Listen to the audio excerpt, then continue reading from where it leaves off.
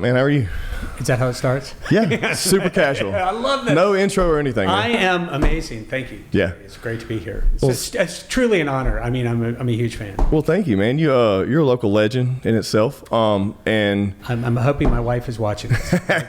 Finally, I get the true acknowledgement that I need as a local legend. well, I mean, that's what I feel like from my perspective, that's what it looks like. And what you've brought to this area and all the things you've built around that. So that's kind of the main reason I wanted to have you on, is kind of let you talk about all those things, because there's so many people in my world who probably aren't privy to any of that. You know what I mean? Sure. I mean, like I said, it's been an amazing sort of journey, and it's been a lot of fun being here in Shreveport and Bossier, and being able to beat a drum and all of us to be able to dance around the fire is what it's all about. Well, how did you, just take me all the way back, so how did you get into, I guess let's just start in the film industry? Sure. I mean, I was that kid that stole his father's video camera, as a teenager, and I know that probably the audience here skews a little younger, but there used to be actually film in cameras back in the day, and so I've been doing it forever. And then I went to the University of Texas, got my film degree there, and did my production work at University of Southern California. And I think it's interesting because most of my formative years, I met my wife in Dallas and we moved down to Austin. My formative years were in Austin, Texas, and I think that transitioning from a filmmaker into a journalist into someone who wanted to do good in their community really was born out of Austin more than anything. And bringing that back to Shreveport, which is where I'm originally from, has been an amazing sort of journey in all sorts of ways. Well, what made you make the decision to come back from there? Because most people that get there never come back, man. Here we go. Yeah, Here we go. It's like, oh, wait, you left Austin? What? Why did you leave Austin? I had to ask, man. The question that everyone asks me. And, one, I'm originally from here. And so I felt the connection here.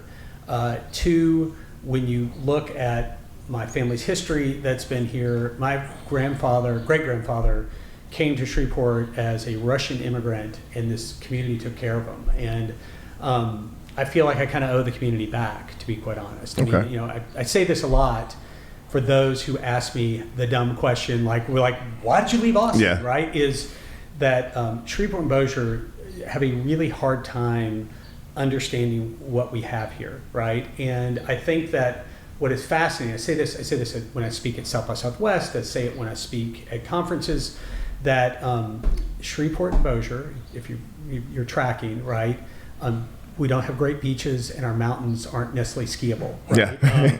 But what we do have here that is world class are our people, is our community, and the way that we take care of of each other is pretty unmatched anywhere else, and certainly unparalleled. And I think that I usually describe it this way, because it used to be when I started Film Prize, when I was trying to convince a New York filmmaker to come to Shreveport, Louisiana, they'd be like, where the hell is that? What's there? Why would I come? And what I would always tell people is that Shreveport and Bossier have a population of people that if you give to it, they give back, right? It's a place that if you are pure spirit and you are community minded, they usually don't allow you to fail. They support you, and I think that's important. That is. I've never heard anyone put it that way, but you're exactly right. I mean, it seems like if someone's doing something good, there's always a good support group. There's never someone against that person. I mean, there might be someone in a similar industry that may, talk a little crap, but at the end of the day, it seems to be if someone knows you're putting your heart in, your hard work into it, then they seem to support it for sure. Well, I think it's interesting because, the grass is always greener, right? For sure. People go, Dallas. I'm like, have you been to Dallas? I was one of those people for the longest time. I just decided to root down here, but I was very, very close to just moving the entire operation that direction, only because it seemed more, it just seemed more glamorous to me. Yeah. Until I really sit down and started looking at what mattered. And I was like, well, man, it's right here. What do I need to go somewhere else for? Well, I mean, I think it's that. And let me say this. I mean, I am the first to say, just because Shreveport and Bossier are small does not mean that there's not competition here. And by the way, I think competition makes us all stronger. Of course, right? Of course. We should certainly help each other out and make sure that we don't fail. But at the same time, what we should be doing is edging on each other to to make that challenge to make us better, right? Yeah. I mean, and that's for everything, I think. no, I completely agree. It's like how I look at like, I heard someone having this conversation the other day, but like if you look at like fitness, whatever, and people are like, there's always someone that raises the bar enough to where you're not the guy at the Y using the Nautilus thinking you're a badass. You know what I mean? There's always someone doing something better than you, but inherently it makes you realize that you can push yourself even further. Yeah. You know, and I think that's all aspects of anything. So do you mind if I ask you a question? Sure. So are you into fitness? Because Sometimes, yeah. Sometimes. Well, and I make that. I mean, come on. Yeah. This is fitness, Hey, my friend. hey, dude. That's, I don't know. Hey, I don't man. know what that is. It's tattoos. Tattoos that make everything look bigger. Yeah. But yes, I think that wonderful analogy of like, sure, there's something there, and we all have to kind of cheer each other on, but make ourselves better. And I think that's, if you can sit on the top of a mountain, I don't care where you are, right? That's a testament to your effort, right? Yeah. It should be a testament to your effort, right? Not just because you're the only one doing a podcast, right? Yeah. It should be something that you every day are trying to, your hardest to make yourself the best. Yeah, right. for sure. No matter who's out there, And I think it's important. Yeah, and you're sitting on top of that mountain, and it gets lonely. So it's nice to eventually have someone come up there with you too. You know what I mean? I'm here with you, DJ. Yeah. I'm right here. Yeah. I'm here with you, sitting atop. It's chilly up here. Most definitely. Just so you know, it's harder to breathe, and it's a little colder than it is down at ground level, but it's pretty good. I feel like I'm just got to your mountain, sir, not the other way around. I don't know. But this is pretty high up. I love it. But so journalism. So walk me through that. Well, first off, thank you for this, and I want to pour a little bit and try some. I mean, I will tell you that people ask me a lot about my state of my health and why am I so healthy, and why do I have such a what's my diet?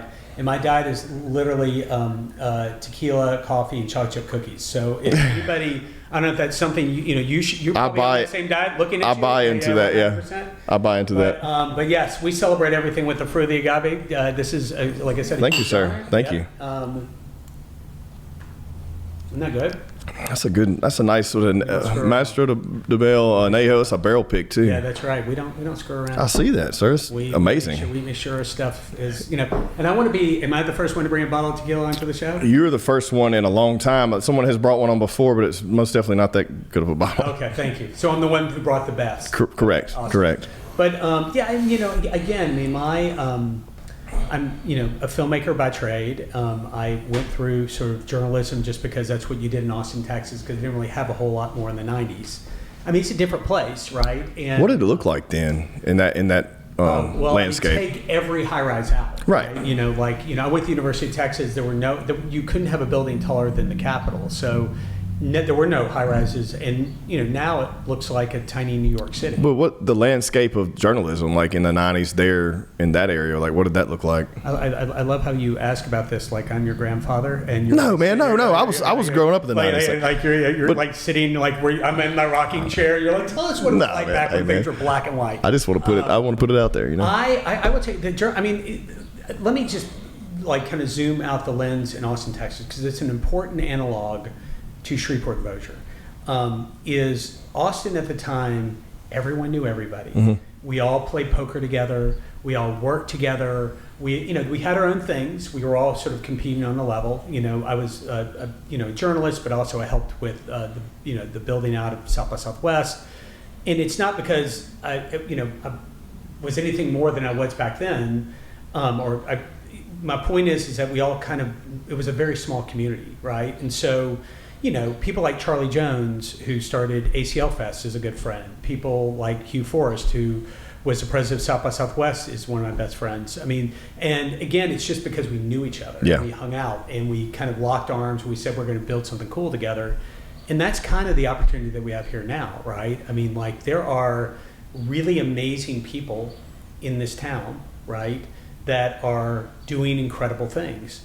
And we do them separate, we do them together, but we're always supporting each other along the way. Sometimes, we're amplifying each other. Sometimes we're trying to beat each other to the top of the mountain, right? Yeah. So when you look at, the folks that are out there, like, the Logan Lewises of the world or the Vita Reiners of the world, Vita, of course, helps us on Taco Wars. Logan does, the Revel. These are people that are out there that are busting their ass to make Shreveport a better place. And sometimes it's not something I can help with. So all I do is just kind of clap from the sidelines. And it reminds me a lot. And I want to be real clear. I don't think Shreveport or Bossier will ever become Austin, right? It's not what the analog is, right? It's not who we are. It's not what the fabric of the community is. But for us to support amazing sort of creators that are out there, or to support events that people are really trying hard to put together, that's how we get stronger and create our own little unique sort of version of whatever, right? You know, Stade, Switzerland, or Paris, France, or Austin, Texas, or whatever analog you want to pull out there. It's going to be a flavor that is unique to Shreveport and Bossier, which to me is a pretty amazing mix of people, places, and things. Yeah, I completely agree. And I think it's interesting to look back at the history of this area. I mean, from the oil and gas, footprint to the music industry scene, which is insane there for, a couple of decades. Sure.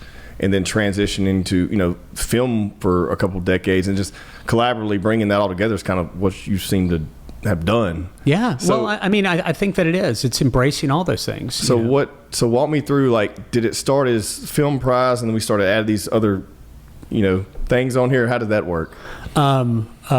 This is like what? This is like a PG-13 No, dude. podcast? This is no rated. Wait. So, whatever you're comfortable with. So I will tell you that, so I'm a filmmaker by trade, and I came to Shreveport and I made a documentary called Haynesville, which was about the Haynesville Shale.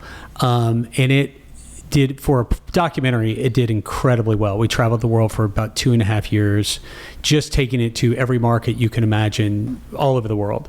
And I was brought into a meeting by the Tourism Bureau because they wanted to create the Shreveport International Film Festival, right? Okay. And I had been to film festivals all over the world, right? And so I immediately told them that it was a terrible idea, right? And the reason being is that while I love the city, film festivals are a dime a dozen. They have one in Tyler, Texas, right? They have one in Alexandria. I mean, it's not a difficult thing to put on a film festival, right? So to me, as a filmmaker, what I started choosing was, I didn't choose Shreveport as a place to show my film. I would choose Palm Springs, or I would choose Aspen, Colorado, course, yeah. Or Cabo San Lucas, wherever there was fun to go hang out in. And Shreveport's just not the place I would want to come as a filmmaker, right? Except there was this idea that was kind of hanging out in the back of my mind, and I have a thinking space, which is a fire pit. And I took one of these, and I took my speaker and I went down. It's, kind of my outdoor man cave, I guess, to steal the term from whoever uses that. And started thinking deep about what is unique about Shreveport and Bossier, and what is something that would connect people to us, right? And also noting, independent filmmaker, what is it that I need to be successful? And so literally out of a super boozy, fiery night, I came back with Film Prize. And Film Prize, first and foremost, I'll say that if I hadn't been in Shreveport that long, a couple of years, and if you want to lose all of your friends simultaneously, walk into the room and tell them their idea sucks and that you've got a new one, right? They never really, I'm not sure they ever forgave me until maybe after a couple of these film prizes. But the idea of Film Prize is it's a short film competition. We give away $50,000 cash, and the one rule is you have to make your film in Shreveport and Bossier in order to qualify for the $50,000, right? What's interesting is when I went and I pitched that to the Tourism Bureau, I had no idea where I'd get the $50,000 from. So I was just like, okay, here's a great idea. And what we're going to do is we're going to give away $50,000 cash. And they're like, that's awesome. We're going to help you get this shit out there. And I walked out and I just got like a chill that was very unhealthy. I was like, this is not good. I'm going to have to give away $50,000 at some point. And so, I immediately kind of went out there and prayed that they wouldn't call me and tell me it was a good idea. And they were like, let's do it. And that's kind of where it was born, right? Okay. And I will tell you that what's also interesting about like that first film prize is like people always ask me, hey, can I see the first films from the first year of film prize? I'm like, I lost them. I haven't lost them. It's just, it was a different thing back then, right? Mm-hmm. People kind of took it seriously. It wasn't like it was our first year doing it. And when you talk to some of the filmmakers that were watching our stuff on social media, they were like, that's a scam. like they're trying to steal my money. They're trying to steal my work, whatever it is. And, I mean, it's, again, I think that what was super special about that first year of Film Prize was that, here in Shreveport and Bossier, they allow you to create. They allow you to, take a shot. They embrace you. And, I mean, that first year, maybe we sold 400 tickets, maybe. I'm convinced my mom bought about 100 of them, right, type of thing. But that first year was this, us dancing around. We didn't even close the streets. I mean, like, it was like we were dancing on the sidewalk. Okay, yeah. I mean, it was just a punk rock show, literally, like, I think we showed films with beanbag chairs in front, and we took part of the Robinson, and, it was a blast. But it really kind of helped birth something that has become massive and huge and successful, for not just for me, but for the community. And so how many years did that last before you started adding these caveats, like the food and, sure. and the music and the well, music came pretty quick. Okay. The people that know me know that, like, my love is music. Like, I'm on the board of South by Southwest Interactive, but South by Southwest music is my thing. Like, I will go down and see 45 bands a year still, right? And I love it. Film just came first, but music started as kind of this raucous party. It was kind of one of the opening parties for Film Prize, and what the idea was is, let's do a music showcase, but then let's let the filmmakers choose the best band, right? Okay, yeah. What I didn't account for was that alcohol might impair them a little bit, and so the first 2 years, it was a shit show to the highest order. I mean, like, I would go and I would be like, have you guys cast your ballots? And they're like, we didn't even know we were supposed to. Yeah. It's like, so it's, it kind of formalized, probably in year 4, year 5. And then Louisiana Food Prize started, the joke in my office is it took me about 5 years to figure out that Louisiana and food went together. So about 5 years later, we started Food Prize. But I think that what's interesting in the essence of everything that we do is it's got to be strongly connected to the community, and it's got to be able to elevate the culture, right? So, when you look at something like Food Prize is essentially allowing local chefs to go way beyond what they make, and serve in little plastic baskets and create beautiful meals, right? And if they make it to the next level, then they're connected with celebrity chefs, and these celebrity chefs help evolve these local chefs. So when you go to places like Fat Calf or Zazul or, Heron in South Shreveport, you see these chefs, and they're different, and they have seen the top of the mountain, right? Yeah. And they want to get there. And these celebrity chefs are helping them, but also there's a whole audience that discovers these people, and then all of a sudden starts to, go to the restaurants, give them business, give them confidence, allow them to start more restaurants. I mean, it's really, there's an evil plan here, right? Well, I think that's been the most attractive thing. That's kind of how I got introduced to it, wasn't the film side, just because I'm not really that involved in that side, whereas more the food was like, I knew some chefs that were participating, and then we would go, and I was just like, man, this is an amazing thing. And then it just, what you've built, you and your team have built just, collectively is pretty amazing, honestly, if you step back and look at it. And my biggest frustration a lot of the time, which I'm sure yours is too, is that there's so many people that just don't realize what it is there's to offer here. You know what I mean? Yeah, and again, like I will tell you, you're a youngster, and I'm older than you, so I'm wiser. And, no, for sure. I'm just going to give you all the advice in the world. I'm just going to make sure you leave here a better person, right? Sure. Yeah. But I think that and by the way, it's everywhere. You have kind of, the haters and, or the people who don't quite understand how to embrace what they have. And that's fine. I can't, I found that for you and me, right, just because we're in the room together, it becomes a bit of a waste of time and energy, right? I mean, and by the way, there are legit gripes that are out there. For right? certain, yeah. But I think that when and I don't hear about it because I don't think anyone, I just don't think people come up to me and tell me anymore because of all the things we do. But there's nothing to do.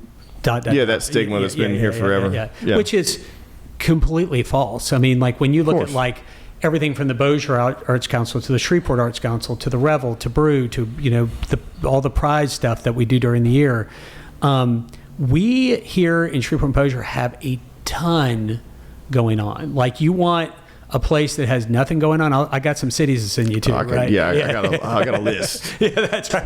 And it's not even like it's just a list that I feel sorry for the fact that they don't have anything going on. But Shreveport and Bossier have a lot. And it's just a function of showing up. We always say, at the Prize Foundation, we say, show up early, stay late, be loud. Yeah. To everything. Not just our stuff, but to anybody's stuff. Make that thing successful, and those things are successful when we show up and we show ourselves and show out. So you said the first year you might have sold 400 tickets. So what did you end up, like, what has that grown to now? What was it like last year? And then what are you looking at this year? I will tell you, so know that Film Prize grew into Music Prize. Music Prize added Food Prize to it, Food Prize event. And then Comedy Prize is the newest prize that's been added to it.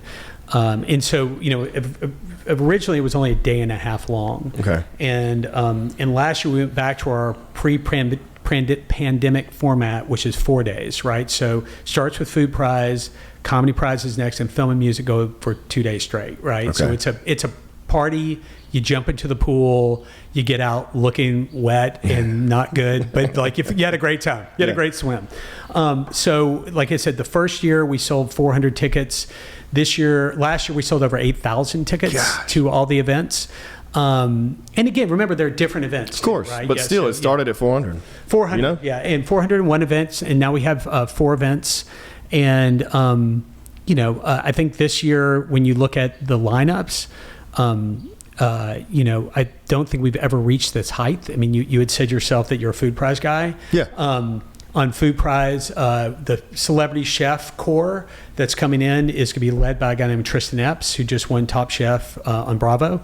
So, and he's bringing all the Top Chef people with him. And what's interesting about that is that if you talk to Tristan, like right now he's in Milan at a cooking event. But that son of a bitch, he doesn't realize it's 7 hours earlier, but he got in touch with me about 4 this morning, telling me how excited he is to come to Food Prize. And that's got to be why you keep doing it, right? But again, I mean, think about the people you were talking about before, right? That are like, Shreveport Bossier, sometimes it takes somebody from outside of us, right, to tell us how awesome we are. And so when you look at Tristan and you look at Katiana Hong and Henry Liu, and these are like world-class chefs that are counting the days to come to Shreveport and Bossier for Food Prize. It's insane, right? Yeah. Comedy Prize, I mean, the Comedy Prize lineup is basically, people who have Netflix specials and HBO specials, and they come here because they love our city and they love the way we take care of them. I mean, Catherine Blanford and Jamie Wolf, Joe Briggs. I mean, these guys are guys that Peter Ravella, who just got funniest guy in New York City, right? It's like, he is calling me, telling me please let me come to Shreveport, right? It's like, that's what I want to tell people, right? Is these people aren't coming because we pay them a lot of money, because we don't have a lot of money to pay them. But what we have is we have an amazing audience that just wants to make these people feel good. Yeah. And that's one of the things I'm proudest of, I think. That's the disconnect, is that most people haven't had the introduction.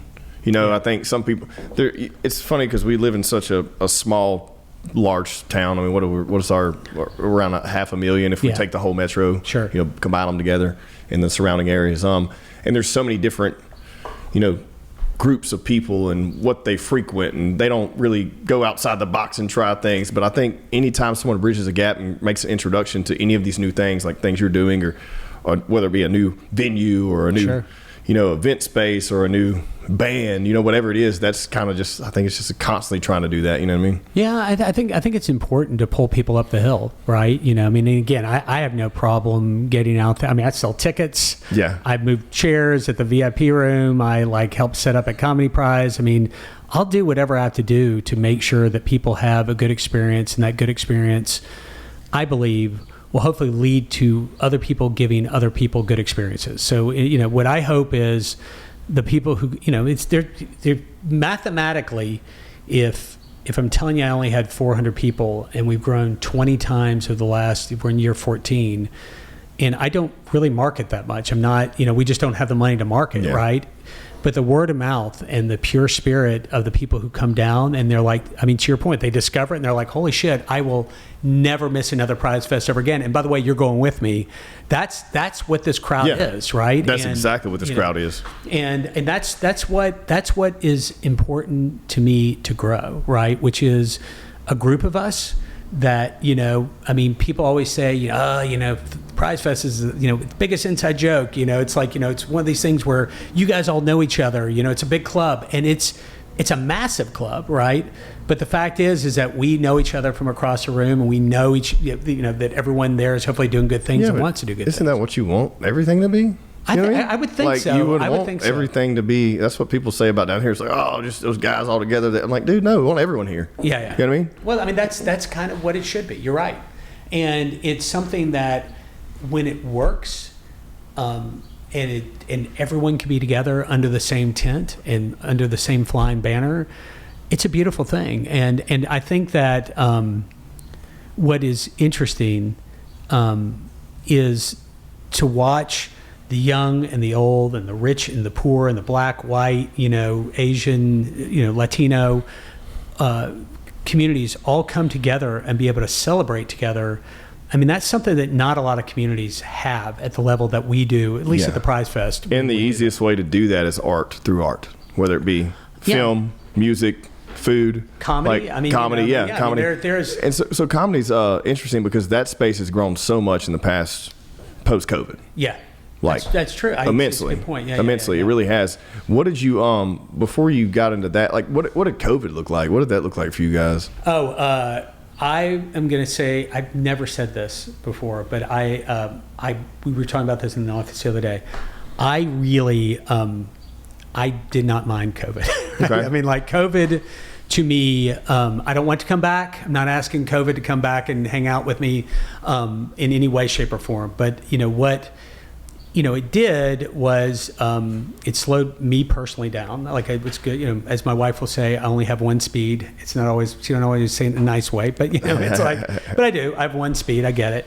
But what we were able to do is sort of break out and be creative in a different way. We literally had 2 podcasts a day. So we did 2 shows a day for how long? A year and a half or something like that. And it really allowed us to expand our boundaries and really bring in a national audience that now shows up at Prize Fest, right? I'll run into someone at Prize Fest from Chicago, Illinois or Miami, Florida that came into Prize Fest because they experienced us during COVID, right? So we kind of built a little audience. We had a ton of fun. We were able to connect with people like I would have never thought I could connect with. That was the best thing for that time. Yeah. Was that there were so many people on a little sabbatical, Well, yeah. And it just created opportunity for you to connect with those people that you never would have been otherwise. Well, and we were able to do some just crazy shit, getting Michelin star chefs or James Beard award-winning chefs do demos in their kitchen, in their apartments in New York, and they just set up their phone and they, make the best macaroni and cheese you've ever made, if you've ever eaten before. And it's, and it also gave us these weird inroads. Like I said, when you look at Prize Fest this year, and you look at like I said, the Catherine Blanfords of the world. These are people that, without the inroads we had made during COVID and the people we had met and the people that fell in love with us, I'm not sure that level of talent would be coming in for Comedy Prize. Or Tristan Epps, who won Top Chef. Tristan flew into Shreveport during COVID. I guess this is kind of a no-no, but he came in. We set him up at a kitchen and we filmed. He did demos. The guy's like a Top Chef winner, right? Yeah. Like he's doing demos in Shreveport, Louisiana, because he just felt the vibe and wanted to be a part of it. And to your point, now that the world has started up again, I'm not sure that opportunity is as easily accessible as it was back then. Yeah, I completely agree. I mean, I don't think that, I had a handful of guests that I never would have ever connected with had I not just shot a shot and they weren't doing anything that day. You know what I mean? Yeah. Whereas any other time their schedule would have been full and there was absolutely no thought in their mind, would I be in there? Well, I think another thing, and it's a testament to what you do, by the way, is the idea that, and I say it all the time, the people who shut it down during COVID, like said, I'm done. I'm not going to do anything. I don't know if I'm ever going outside again, whatever they said. Crazy shit came out during COVID, right? The people who leaned into it and said, you can't stop me from creating, right? Those are the people that at this point in time are about 5 paces ahead of everybody else. Yeah, I just saw it as an advantage. I don't know if that's a good or bad thing, but I just did. And I was like, it's an advantage. It's an advantage for me because all of you are stopping this shit. I'm just going to keep going. Now, what's interesting is I do not like doing it via Zoom because we just don't have this interaction, right? Yeah. But still, the opportunity of connecting with those individuals in some form was better than not doing it at all, you know? Well, but to your point, what it did was you did the Zoom thing, and you even note that this is different, right? Of course. There are plenty of people out there that are just, they probably figured it out maybe a couple of years ago, but you had already figured it out. Like 2021, you were out off like a shot, right? Yeah. And that's the cool part. The cool part is that when you come out and you've got that edge and that edge is sharpened, and again, it's about you're competing on a world stage theoretically, right? In that space, yes, 1,000%, yeah. Yeah, and so I think that the idea of kind of figuring out what it is, how to move forward, and what's successful and what isn't is a huge advantage. Yeah. Well, so what do you do? Are you doing any filmmaking now? Like these days, are you just doing like, are you mentoring? I know you're on these boards and stuff, and of course I'm sure this festival keeps you busy most days. It does, but my day job is still a filmmaker. Okay. Actually, which is, it's weird. We have something called Startup Prize, which is where we invite entrepreneurs from all over the country to Shreveport, and then we connect them with investors and resources and wisdom, and it's an amazing program. And so I'm filming right now on a documentary about the energy future. Okay. And I'm filming down at Tulane. Okay. Right. And so, it's kind of like Ghostbusters, right? Like my streams don't really cross ever, right? Like I just prize over here, filmmaking. That's a hilarious analogy. Yeah. But the filmmaking company is called the Rational Middle, so Rational Thinking Middle. Okay. And we're filming a guy named Pierre Connor, who's the head of the energy school at Tulane. Big deal, right? And this guy walks in to big film set, walks in, wants to know what's going on, and it just happens to be one of the guys I work with on Startup Prize, right? And it is like, he is so confused. He's like, what are you doing here? It's like, is this a startup? Well, like, you're doing this for, so I still do film stuff a lot. We just got back from a week-long shoot on the East Coast. And I love it. I love doing the documentary work I get to do. And again, I love being able to be based out of Shreveport, right? But, and the other interesting thing is that through Rational Middle, I'm able to use local filmmakers actually to be on my crew. So it's really just an ecosystem that we're building, right? When you look at, whether it be, J.C. Doler, who just turned his Film Prize short Hangman into a film called The Twin. It's a horror feature film. That dude worked for me. He actually ran Film Prize Junior for like a year and a half, but what it's done, what all the prize stuff has done is sort of bring us together in a weird way that we are not only creating together, but we're building a better city together. And I think that even, the craziest, most eccentric filmmaker, musician, or chef type understands that at its core. Yeah. And that's the cool thing, right? It's like if we can build a better city together through, sort of collecting ourselves through, Prize Fest or, any of the other festivals that are in town, but particularly Prize Fest because it brings, to your point, the creators and the artists together, then we have a huge stride forward for the whole city. I mean, I told you that I was in Austin, Texas. Do you know what South by Southwest is? Yeah. So the South by Southwest was really one of the impetuses and the catalysts of making Austin what it was, because it brought in dudes like you, showed you a town you'd never been to before. It hadn't gotten hot yet, so you didn't hate it yet, but you found other people that were like you there. And the wave that crashed up on the beach and left you up on the beach, and you were like, I'm going to hang out here. All of a sudden, you could look around and find more people like you. And that's what's going on, particularly with film and with music, right? Is the wave crashes over Shreveport and Bossier in October, it recedes, and then all of a sudden there are people that are looking going, this is a place I might be able to hang out for a bit. And that's the ultimate for me. Yeah. I mean, that's another good solid point. I think that's pretty much, sums it up, that analogy. So what, tell me, how do these people get involved? Like, how does someone even qualify? Like, on any level, whether it's the film or the music or the comedy or the food, like, what does that look like? Yeah, I mean, everything that we do, maybe except for Food Prize. Food Prize is a nomination process.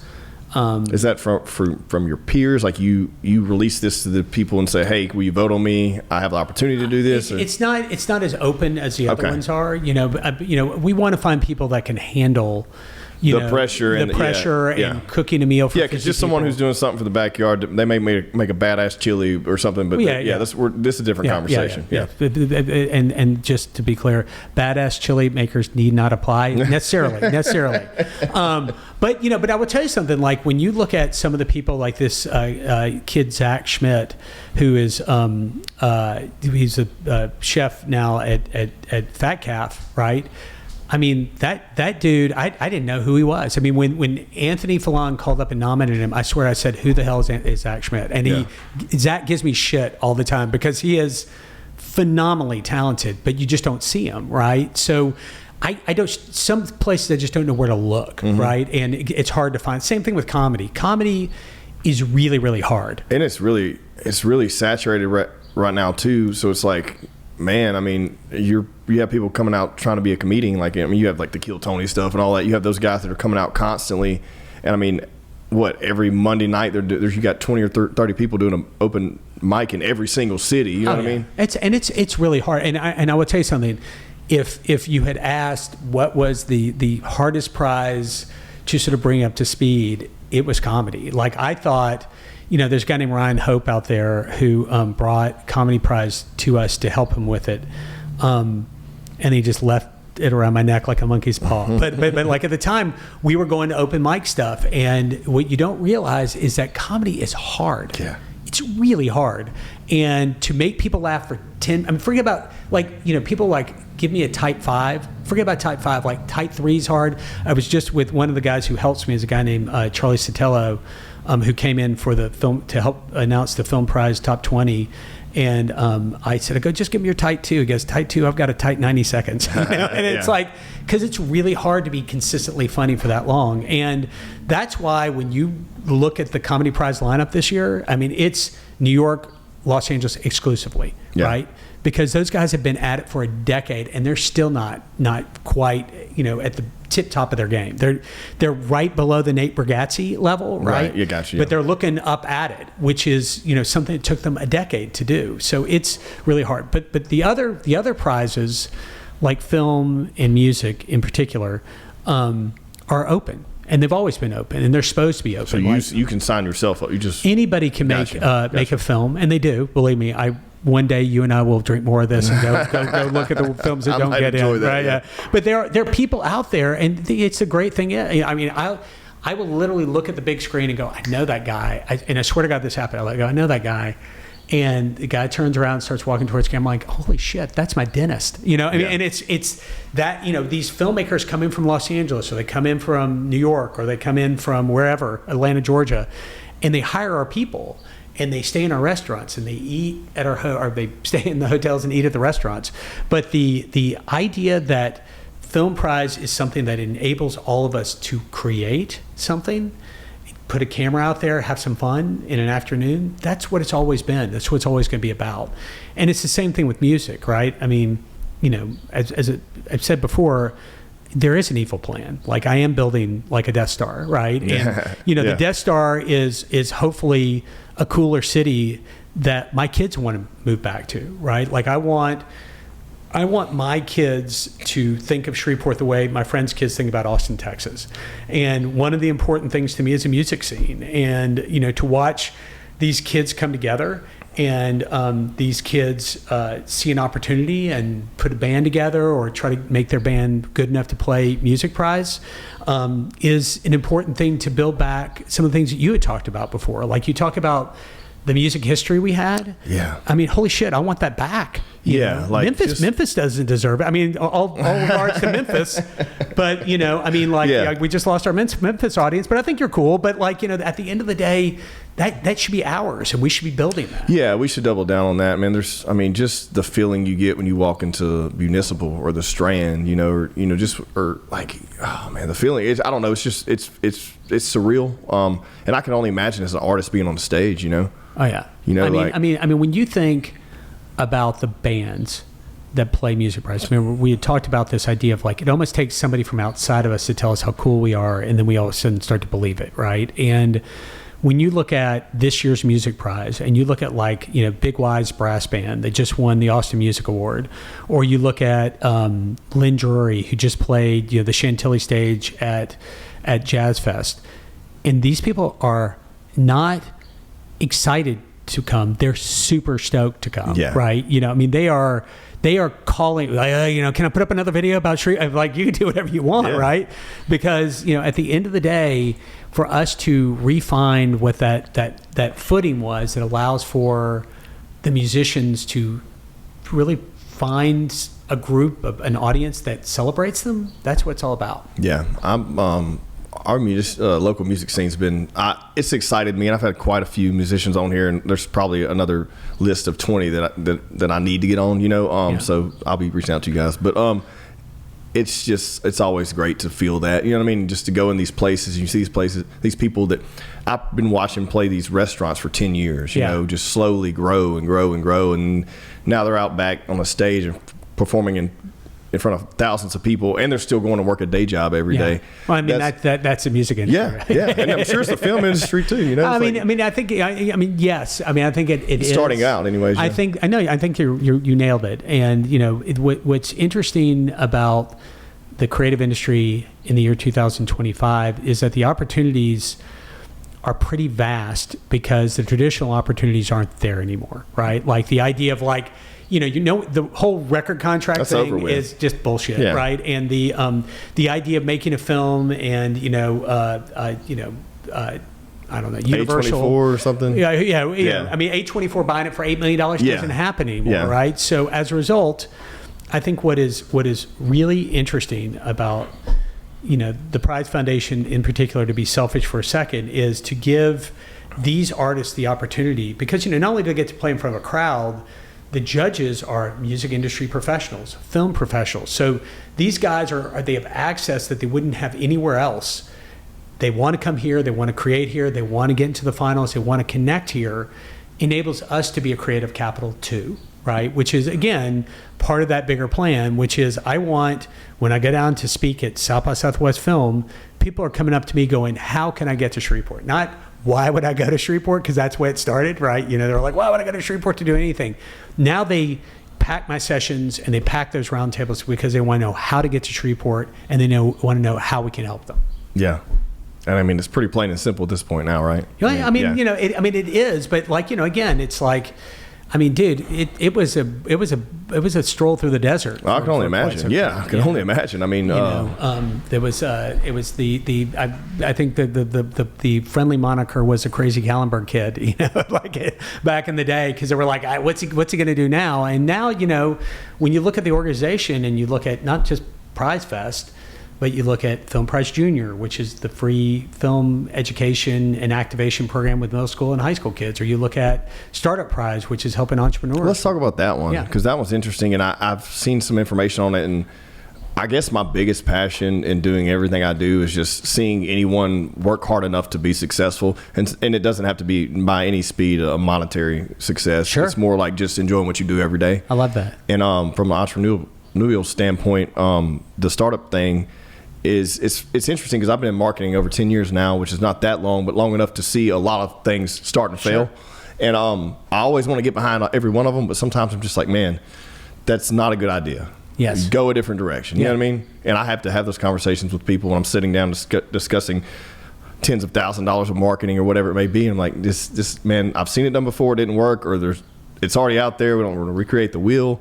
How's it been being able to see like people like evolve in that space? Well, I will tell you that, I mean, and not that I'm ranking what you're saying on this podcast, but one of the wisest things you just said is your ability to, we're going to make this about you for a second. I'll take it. But is the ability to tell someone it's not a good idea, right? And let me, I qualify that. I've been doing Startup Prize for 10 years, 10 or 11 years. And one of the things I think that is probably maybe the most valuable thing you can give an entrepreneur is to help them see that their idea maybe isn't the best idea, right? I mean, yeah, it's hard. It's a hard conversation to have. But but if you're looking at the bigger picture, man, hey, let me save you a lot of wasted time, potentially embarrassment, but only that money. Yeah. Like let's like get back to the drawing board, because some people, I guess there was that, it was right before COVID. There was like everyone wanted to be a CEO. Remember that? Yeah. Like everyone's Instagram bio was CEO or whatever it may be, or I might have missed that, but maybe I missed an opportunity. Entrepreneur, whatever. I could have been a CEO. No way. Yeah. Well, I mean, that was it though. That was the stigma that everyone wanted, and that's not an easy title, like to even give yourself. Like I think that what is interesting is because somehow this title sort of leaked into my world, is founder, right? To be a founder of something is pretty heavy. Yeah, that's right? heavy. That's it's super heavy, and I think that the founders of the world have, if they do it right, and whether it's monetary or if there's a kind of a higher purpose type of thing that the person is going for, double bottom line impact type stuff. It's a pretty, like, gravitationally and physically, it is a pretty pressing type of thing. And when you start to put so much of yourself into it and you think you have the best idea, and when you run into sort of those real world sort of like tests, that to me has been, Startup Prize has been, I love Film Prize, love Music Prize, love comedy, love food. But, Startup Prize is interesting to me because I always say it only takes one. Mm-hmm. It takes one Michael Dell showing up at Startup Prize thinking that Shreveport or Bossier is a cool place to be, and then the world changes, right? And these people, while, filmmakers do their work and then the work is done. An entrepreneur, as you know, is never ending, right? You're always building and evolving and improving and doing all the things you have to do to be more successful, right? Which is a grind. To me, being able to host those entrepreneurs, and right now we do Startup Prize focus on health, and next year we'll do Startup Prize focus on energy. So we'll do an energy focus also. That's a real gift and an honor, right? As people sort of come to us and they entrust us with the ability for them to get knowledge and connections, and for them to come here and let us do it is again, it's a pretty phenomenal thing. That, and I will say. I've never done this before, but I'll do this for you. There is a level of dysfunction, like the people who do our things, like they're super dysfunctional. The least dysfunctional are Startup Prize people. They're super gracious and there's a lot of gratitude there, and then it goes all the way down to chefs. So it's, man, that's work hard, play hard. I love my more chefs. Of a chaotic arc right there for sure. I'm super interested and just glad to be able to navigate through these things and also discuss it, because honestly, I've looked over these things and was like, okay, well, there's a few things that I definitely want to talk to him about, but more, I just didn't really know what I was going to actually ask you until we got into the nuts and bolts of everything. You know what I mean? 100%. And I like kind of handling it that way. I kind of look at everything from like 1,000-foot view, and I'm like, okay, I'm not going to read into too much.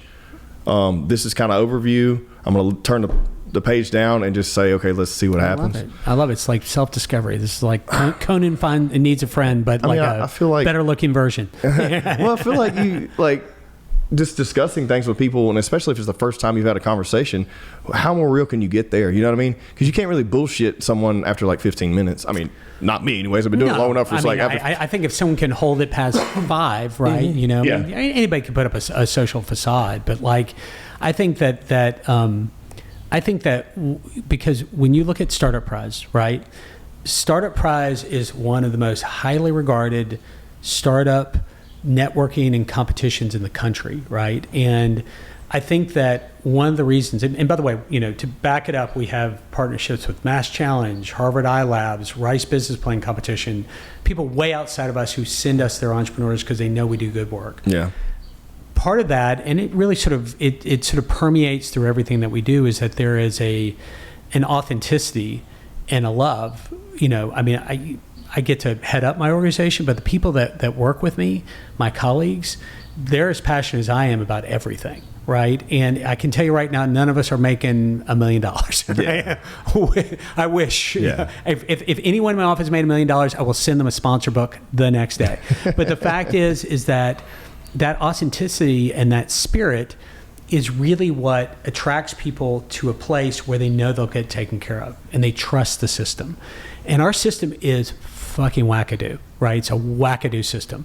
It's, you know, the Film Prize. You got to go to a place you've never heard of. You got to make your film there. You know, you got to. Yeah, you have no network there at all. You have no network there at all, right? You know, music, you're playing a place you've never played before. You know, startup is a place, you know, you're in Boston, Massachusetts, right? And you're going to get on a plane in Boston, you know, change planes 8 times and get to Shreveport because you trust the system. Mm-hmm. That says a lot about our community too, right? It says a lot about the prize, but it also says a lot about who we are as a people. And I think that is one of the reasons that the success we've had has been successful because of the city and the community we live in.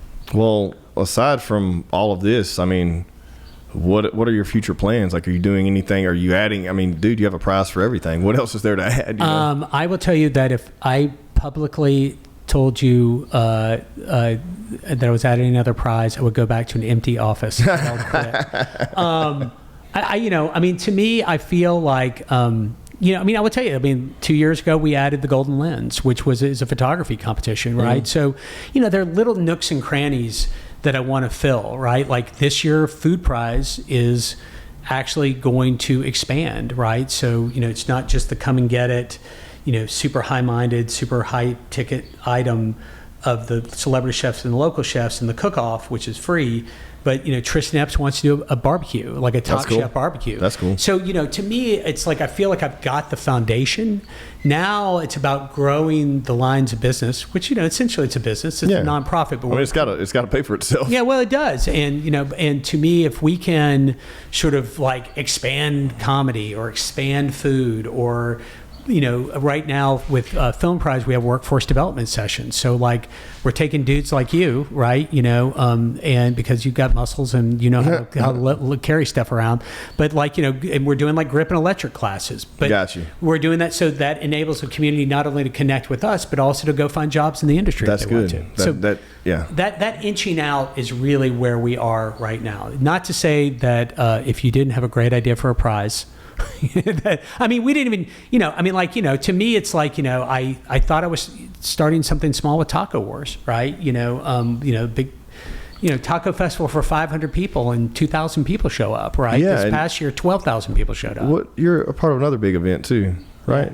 Yeah. Which one is that? Taco Wars? No. That's yours? Yes. This one y'all put on. Do you do Christmas in the Sky too? No, that's my wife. That's your wife? That's Heidi Kallenberg. You can have her on. But you're roped into that. I bet you carried a lot of props. I have to share a house with that person. And on the years that Christmas in the Sky is going on, there is definitely a competition for fundraising. But yeah, Heidi's awesome. And you know, and again, I mean, I think that going back to what I was saying before about having a great grandfather that was embraced by this community and was shown the pathway to success.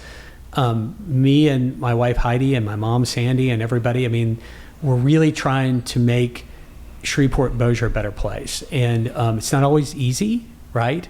But it is the most fulfilling job I've ever had besides, having my kids, which I love my kids very much. Well, I think you're doing a great job. I would tell you this made my day, and again, it's an absolute pleasure and honor being here and just having the platform. Can I do a quick pitch for Prize Fest? You can plug. I was going to say, give me the dates. Tell us everything. Okay. Let's go. Well, I would love just camera one. Camera one. Call it. Camera one. Camera one. There we go. So Prize Fest is October 15th through the 19th. You can get tickets and information at prizefest.com. Again, the 15th is Come and Get It, which is a food prize event, which is if you can get in, go. The 16th is Comedy Prize and the opening party for Film Prize. And the 17th and 18th are Music Prize and Film Prize going on simultaneously, and it's a blast. We're going to be there this year. I'm excited. I hope so. I am, man. Like I said, it is something I hope everyone is able to attend and be a part of. And, again, having you there be a huge honor for us. Let's go. You too. All right. I love that. Thank you, sir. Yeah. Hey, thank you so much. Yes, sir. This is fun. Yep.